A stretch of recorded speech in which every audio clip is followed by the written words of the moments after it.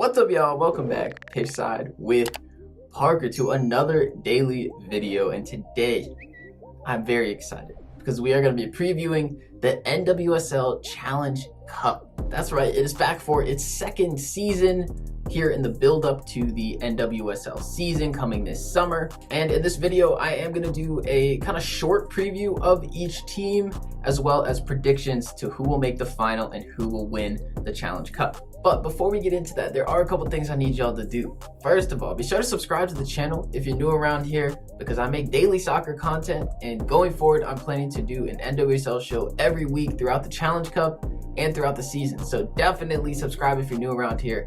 There will be lots more content coming. And of course, it's going to be a great summer with the Olympics coming up, friendlies coming up this month as well. So definitely subscribe. Secondly, be sure to drop a like on the video before we even get started. That's what we do on this channel. All the subscribers can tell you. It's what we do. And lastly, I need you to comment. I've put it on the board.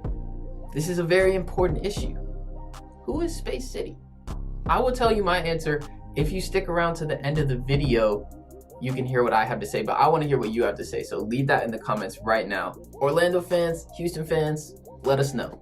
Settle the debate. Who's the real Space City? So with all that out of the way, I will go ahead and get into the preview. I'm going to do it East Division and West Division. There will be timestamps, so as much as I would love for you to stay around this whole video, if you want to click around and find your team or whatever team you're interested in, feel free. These are not going to be super duper in-depth previews. And full disclosure, I am a very new fan to the NWSL. I have a lot of enthusiasm about the league and about women's soccer, but I am still very much getting into it. So if I make a mistake here or there, I say a player's name wrong or something, I apologize ahead of time, and I really appreciate y'all's feedback. If you have any corrections, if you have any constructive criticism, I definitely am always open to that in the comments. So the first thing I'm going to touch on before I get to the East and West divisions is the format of the tournament, which is much different this year from how it was last year.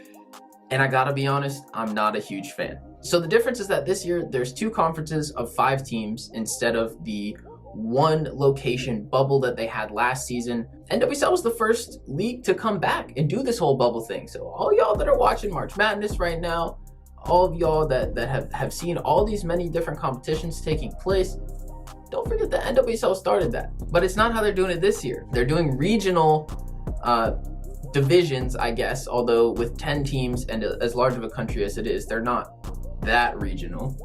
The bright news about that is that teams get to play in their own stadiums, which is great. The bad news is that because of the amount of travel required and the scheduling aspect of it, there will not be the same elimination phase of this tournament. So last year it was like you just played for seeding and then it was a 1-8 knockout tournament.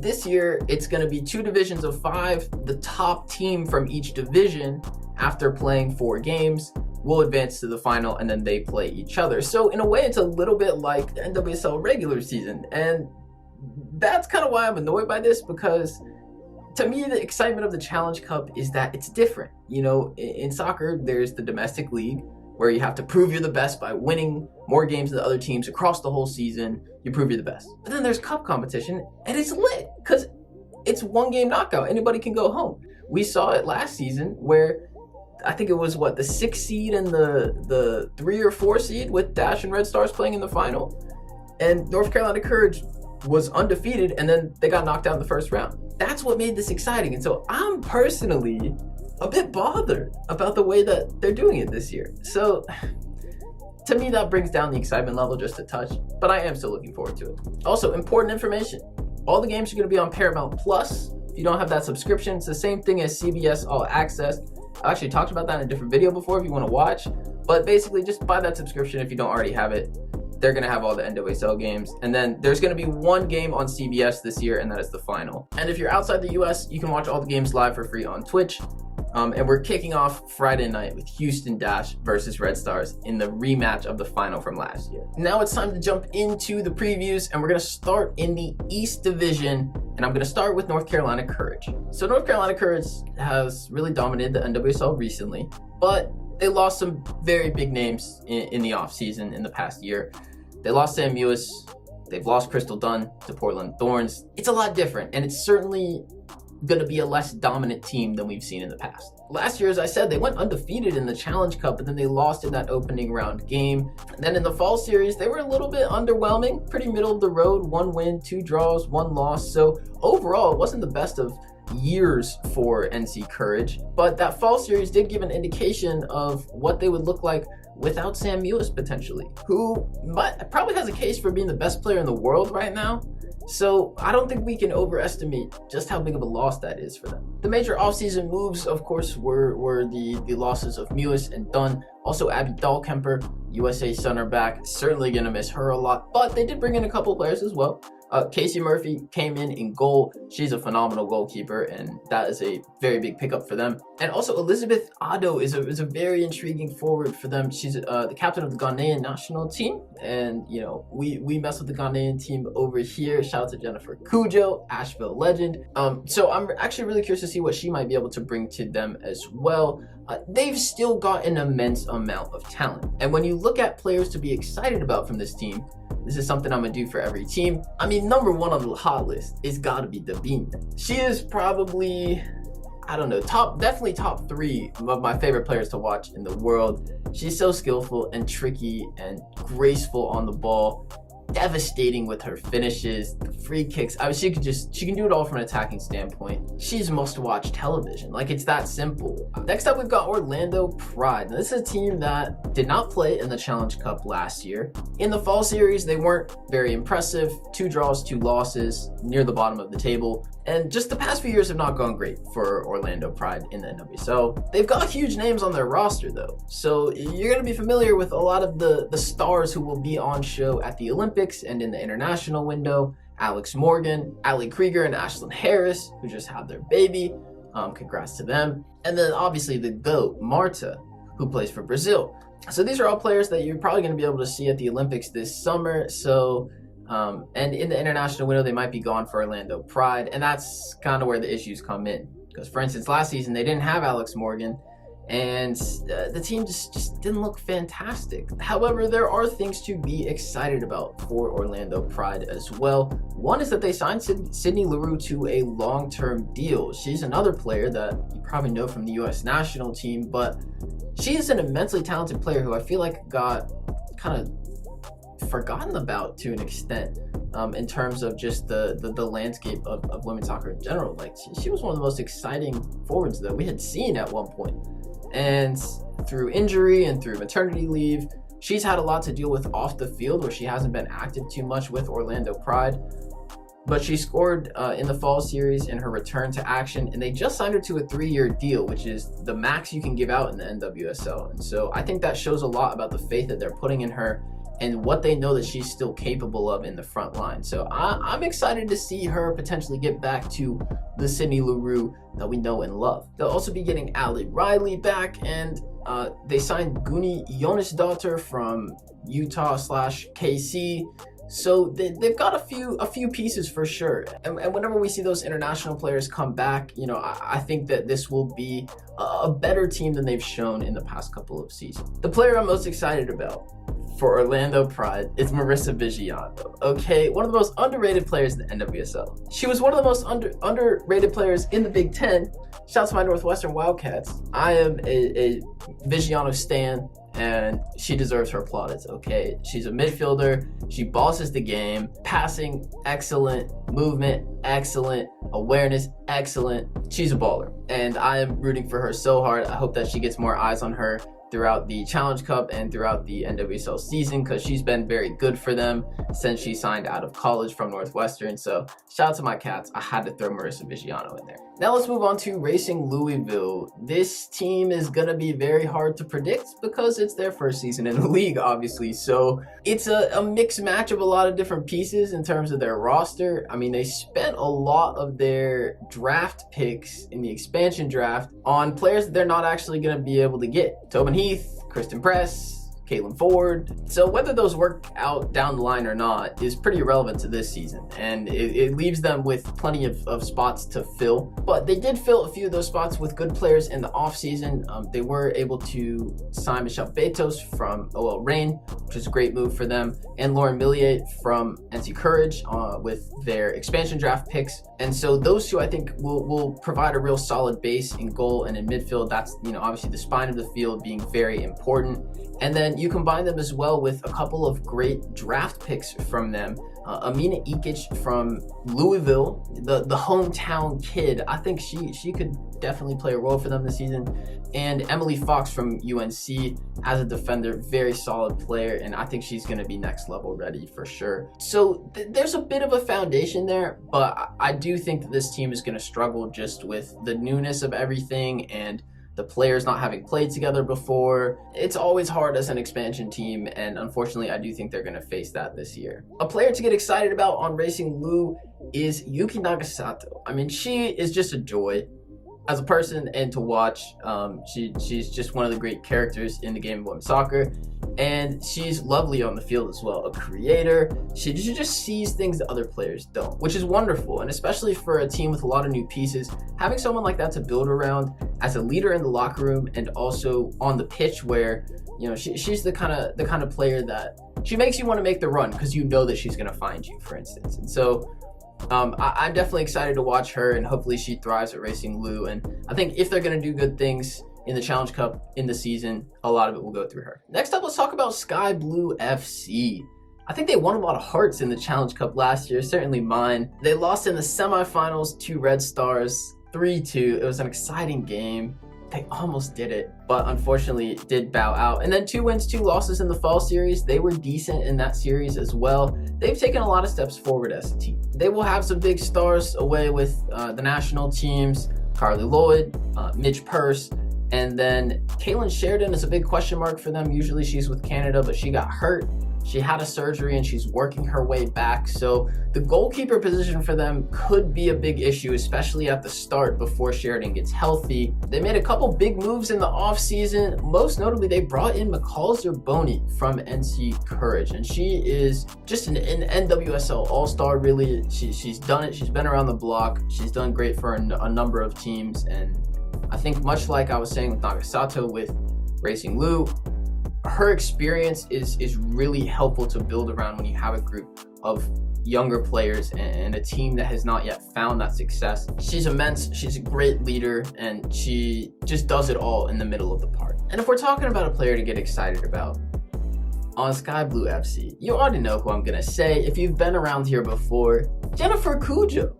She's a star, all right? And this is a shameless plug as well because I've done an interview with her on my channel. It's called Pitchside Stories, so I dug into her soccer story, which is an incredible one, and I highly recommend you check that out. But she used to play WPSL in my hometown, and I know her a little bit. I've played with her before.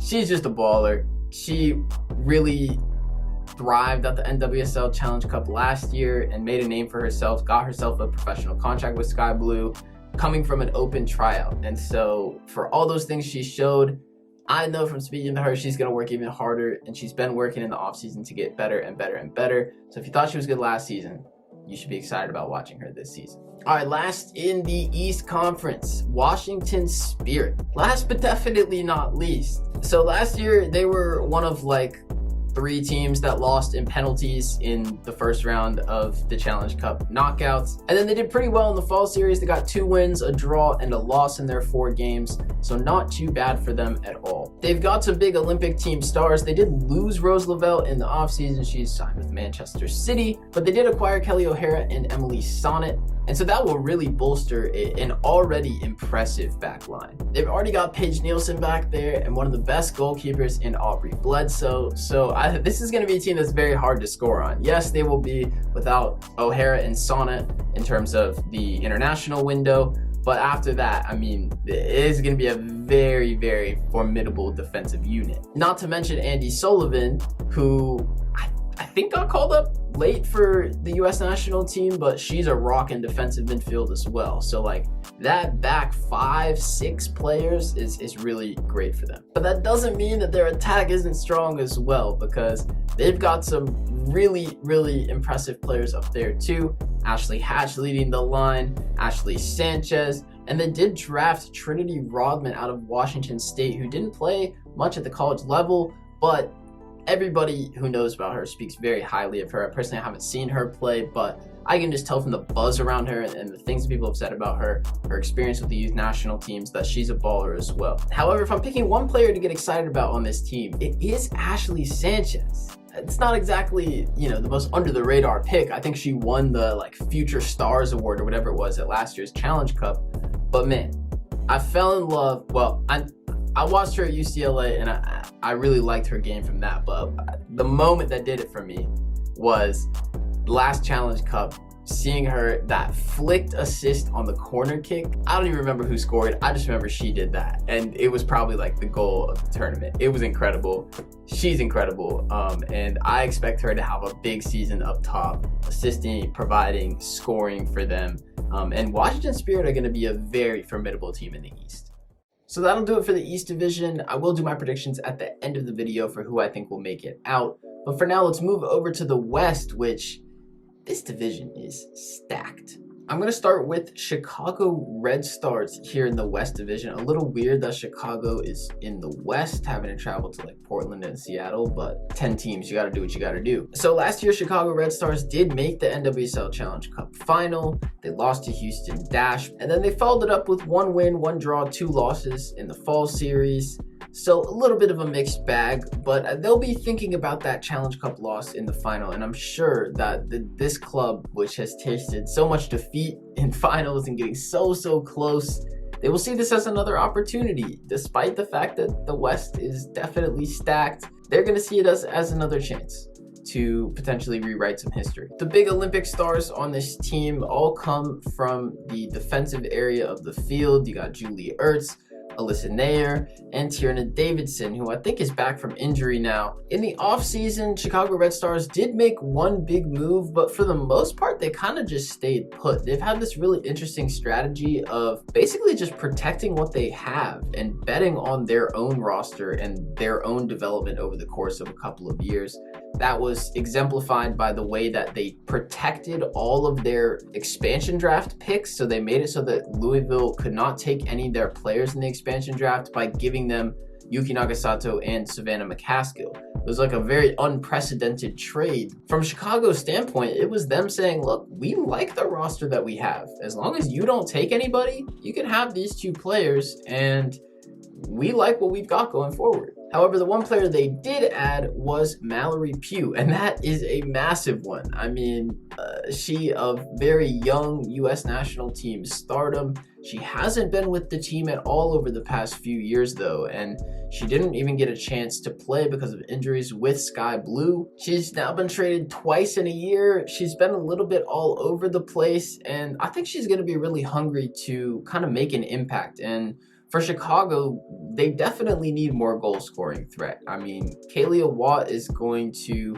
pick up some of that responsibility for sure, but even Nagasato, who left, and Savannah McCaskill were players who could find goals for Red Stars. So I think that is clearly going to be the main area of concern, as it has been since Sam Kerr left. I know Chicago fans don't like when I mention her, but what are you going to do? And so with that being said, my player that I'm most excited to watch is Mallory Pugh. I'm fascinated to see how she will come back, and I think that this could be a really good career move for her, to be totally honest. Like, Red Stars, they have some tradition in the NWSL, and then they're looking for that person to take them over at top. And I think for her, that is a challenge that she will be seeking, because she needs to prove herself. And so being able to do that for a team that needs to prove itself, it feels like a good fit to me. If I was in her position, that's a move that I would be trying to make as well. So I'm just a fan of that move, and you know, I only wish the best and hope it works out for him. Now let's take a look at Houston Dash, the reigning NWSL Challenge Cup champions. I officially marked myself as a bandwagon Houston Dash fan last year. You can see that in several videos if you really want to go back on my channel, but I mean, I wouldn't even recommend doing that, to be honest. But you just couldn't help but fall in love with this team last year. The incredible run they went on, and just the celebration afterwards, like, it meant so much to them. And again, that's why I said at the beginning of this video that I'm a little sad about the way that this Challenge Cup format is this year, because we could have never got the story of Houston Dash in this current format. But if we actually talk about this team and what they're gonna have this season, they will be without Jane Campbell and Rachel Daly and Sophie Schmidt in the international window, so that will certainly hurt them a bit, especially Campbell and Daly. I mean, Daly is really the heart and soul of this team, and Campbell was so solid for them in goal. And then there's the big question mark about Christen Mewis. You know, she's one of those fringe players for the U.S. Women's National Team, and I think she is getting called up for this international window, but she's on that line where she might not make the Olympic roster. So heading into the NWSL season, that will be something to keep track of, and it'll definitely make a big difference on how successful they are. But I do think that considering they will be without all of those players during the international window, that is going to harm them a little bit when it comes to the Challenge Cup specifically, and I think it's going to be hard for them to create a repeat of last season. In the offseason, they made some strong moves. They were able to get Emily Ogle and Gabby Seiler from Portland to really help shore up that midfield area. And so the depth there is got to be some of the best in the league in the midfield, because that's before you even count in Sophie Schmidt, who will be on international duty, Christen Mewis, as I said before, Shea Groom as well. And that's the player I'm picking for player I'm most excited about, excited to watch. She was the one that won me over last year. She and Rachel Daly. Mewis was right there as well, but like that combination of those three was so incredible last season. She just looks like the kind of player you want to have on your team. I don't really know how else to describe it, but I really enjoy watching her play. They're a fun team to watch. I don't expect any repeat of last year, to be honest, especially, again, I'll keep saying it, how good this West Division is, but they will be dangerous. That is for sure. Next up, we've got KC NWSL. This is the former Utah Royals, and then their whole organization got moved, and I feel bad for these players, you know, because this is actually a really solid, talented roster that KC has. They have a lot of NWSL veterans, and they've got some players that have just done a lot of good things in their career. Labonta, Amy Rodriguez. They signed Kristen Edmonds in the offseason from Orlando Pride, who has been a stalwart in the NWSL. If you just look on paper, they seem like the type of team that could do some very good things, but I just worry about them having a new coach and moving, and they're literally going to be playing in like a minor league baseball stadium. The Kansas City T-Bones, that's their home stadium. So for just about every other team, they're going to have a massive advantage being able to play in their normal stadiums, whereas this team will be playing in a minor league baseball park for a team called the T-Bones. It's just not fitting of a professional soccer team, I'm sorry, but I'm sure that they'll iron things out as it goes forward. I don't know a whole lot about it there, but I do know that KC was, you know, one of the original powerhouses in the NWSL, and they won back-to-back titles. Amy Rodriguez was on those teams, and she's going to be the captain of this team. In terms of a player to be excited about, I'm going to go with Darian Jenkins. This was one of their big offseason moves. Jenkins most recently played in the NWSL for NC Courage. She was owned by OL Reign, but she got loaned out while she was there. The massive network that, you know, OL group employs. She was playing in France. She's played with Bordeaux recently, and so that's got to be really good experience for her, you know, getting experience against the likes of PSG and Lyon over there. It's a great league they have, and she's also played in Australia as well, which is another common route for a lot of NWSL players. So it'd be very interesting to see her back in the NWSL and helping out that front line for them. So even for all the growing pains of a team in a new city, and I think that they might go through, Jenkins and company will have an opportunity to light it up, and I think at least express themselves and play some good soccer.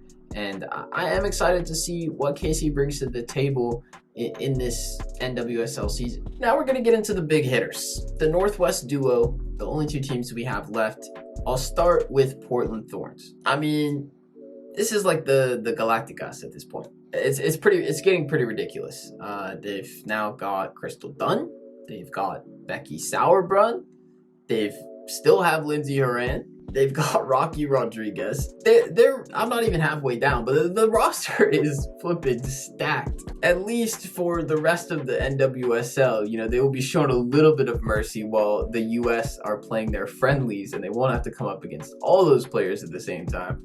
But even without them, this team has a ton of talent. Last year, they took down NC Courage after doing really badly in the group stages of the Challenge Cup. They made the semifinal. Then they won 3 and only drew 1 game in the fall series to go undefeated in 4. So they took a massive step forward in that. And what's scary is that their coach literally has said last season was just preparation for this year. They were just getting started. They were just getting warmed up. And then you throw Crystal Dunn in the mix and Becky Sauerbrunn. It's going to be hard to pick against them, whether it be the Challenge Cup or in the regular season. In terms of players to be excited about on this team, clearly there are plenty, but I'm going to go with a trio of attackers and break my rule a little bit here and say more than one and talk about Morgan Weaver, Sophia Smith, and Simone Charlie. These 3 are all really dynamic attacking players. They all have different styles, but I just think that the 3 of them feeding off of the way that midfield and that back line are composed and how much service they're going to have, I think that they will have a lot of freedom to express themselves. Morgan Weaver stepped up last year and scored that huge goal to knock out NC Courage. I'm very curious to see how she follows that up, but she looks like the real deal. And then Sophia Smith has been at US Women's National Team camp, so I think even if she doesn't get called up to the Olympics, I think just having trained in that atmosphere and gotten a few minutes under her belt there as well, I think she's going to be really sharp, and I think that she's going to be a serious threat for them up top. And then Simone Charlie, she's just an electrifying player as well. So much pace and skill. And she scored one of my favorite goals of the fall series. I forget exactly who it was against, but just like a weaving run in and out. I think she scored it with her left foot. So I just feel like those 3 are going to have a chance to really shine this year because of how much solidity there is behind them, how many goals in general I just expect Portland to score. And yeah, I think they're going to thrive. It's looking long for the rest of the league, if we're being completely honest. So last but certainly not least, we will get to OL Reign. Last year was a little bit disappointing for them. They were another one of those 3 teams that lost in quarterfinals on penalties in the Challenge Cup. And then they had 1 win, 1 draw, 2 losses in the fall series. A bit underwhelming. They do certainly have some big international stars, Megan Rapinoe, namely the big one. I think technically they still have the rights to Rose Lavelle, although for now she is still with City. I'm not sure exactly what her future is going to be there. Also Quinn, who plays for Canada, and Jess Fishlock, who probably will be on Team GB during the Olympics. They've definitely had a busy offseason. As a subsidy of Lyon, they tend to be wheeling and dealing just all the time, and they've got the connects throughout the soccer world and in Europe especially. They're getting Karen Bardsley back on loan, although she has been called up for England for the international friendlies. So they won't have her, at least for the beginning of the Challenge Cup. But that's a goalkeeper who they will get after they lost Betos in the expansion draft. Also, there's been this rumor that they're going to get 2 of Lyon's players.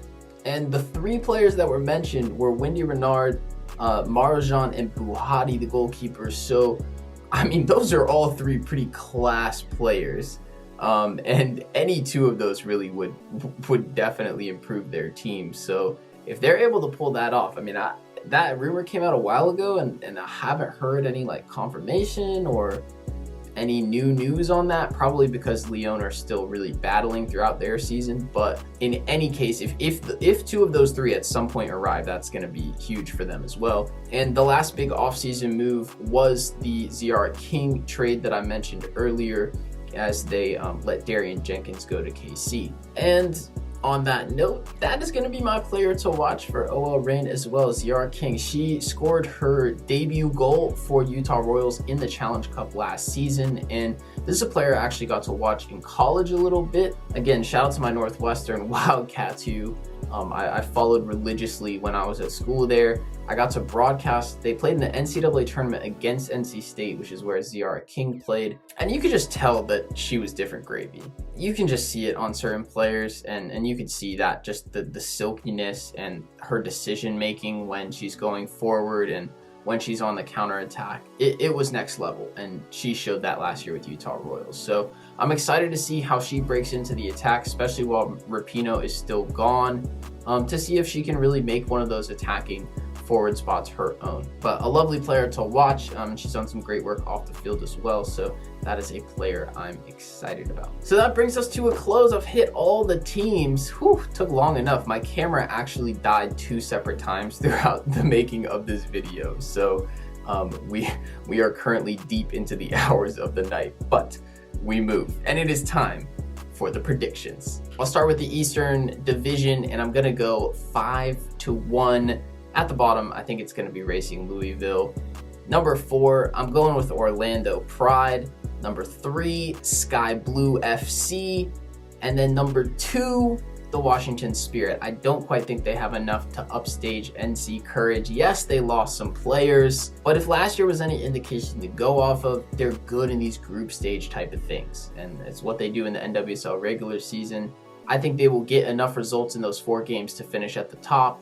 And this will be very unforgiving. You lose one game and maybe draw one, and you're not going to make the final. So it's a tough format for these teams, and I think NC Courage, with their experience, will make it to the championship game. Sorting out the West is a much tougher affair. I am going to go with KC at the bottom. Again, I feel like some of it is out of their hands. The way that they move teams, the way they've had to assemble the roster quickly, new coach, it's tough.